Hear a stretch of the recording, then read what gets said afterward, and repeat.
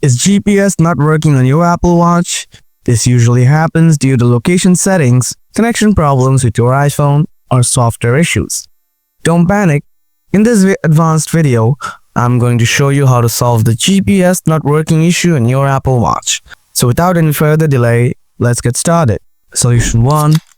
Turn on the location. First, open up the Settings app on your Apple Watch. Scroll down a little bit. After that, tap Privacy and Security. Then tap Location Services. Now, toggle on the location services here.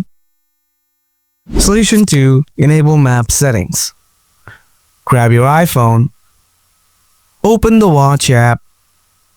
Scroll down to the Maps. Tap on it. Here, you need to enable all the settings. Solution 3. Update your software. Open the Watch home screen. Tap on the Settings app. Now scroll down and then tap General. Tap Software Update. If there is a new update, then download and install the update. Hope your GPS not working issue on your Apple Watch is solved. If you find this video helpful, don't forget to like this video and subscribe to my channel.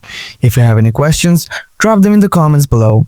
Thanks for watching. See you in the next video. Goodbye for today.